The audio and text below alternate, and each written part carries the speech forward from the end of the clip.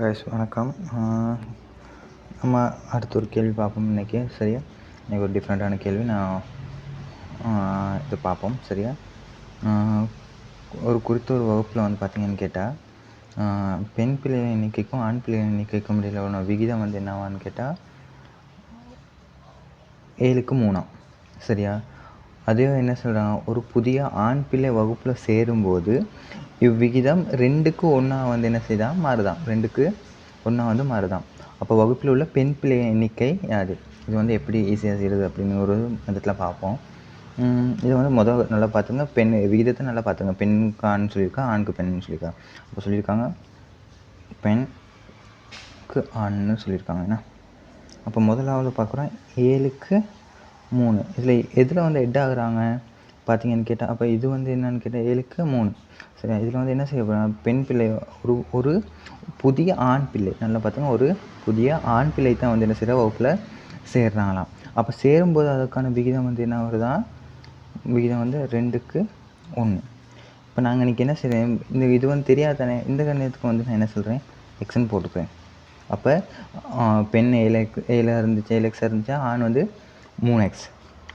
இப்போ என்ன சொல்கிறாங்க, இதில் வந்து ஒரு புதிய ஆண், அப்போ புதிய ஆண் சேரக்குள்ள இது எப்படி வரும்போது இந்த 7x மாறப்போகுதா, இல்லை 7xக்கு அப்படியே வச்சுக்கிட்டு 3x + 1 வரப்போகுது. விளங்குச்சா விளங்கலையா?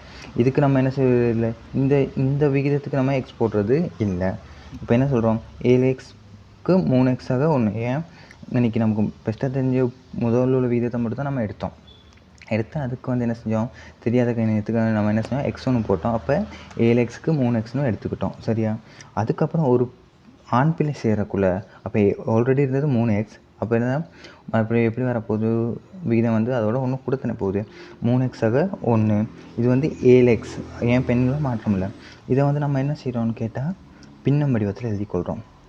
7x கீழ் 3x + 1 சமன் என்ன விகிதம் சொல்லியிருக்காங்க, 2 1. 2 வந்து எழுதுறேன். விளங்குச்சா எழுதுறேன். இப்போ வந்து பின்னங்களை நம்ம சுருக்கிற மாதிரி செய்ய போகிறோம். அப்போ என்ன செய்ய, குறுக்க பெருக்கம் செய்ய போகிறோம். அப்போ இது வந்து மேலே உள்ளது பெருக்க போகுது, இது 1. அப்போ 7x அப்படியே இருக்கும், ஏன்னா 1 இங்கே வந்து பெருக்கப்பட்டுச்சுன்னா இந்த 3x + 1 வந்து ஃபுல்லாகவே தான் இந்த 2 பெருக்கணும். சரியா, மேக்ஸ் ஞாபகம் இருக்கும்னு நினைக்கிறேன்.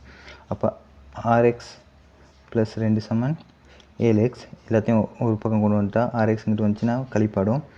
7x - 6x சமன் 2. அப்போ ஒரு x சமன் 2. அப்போ x சமன் நமக்கு 2ன்னு விட கிடச்சிருச்சு. ஓகேயா, இப்போ தூக்கி நமக்கு என்ன கேட்டிருக்காங்க, ஆண்களின் எண்ணிக்கை பெண்களின் எண்ணிக்கை கேட்டிருக்காங்க.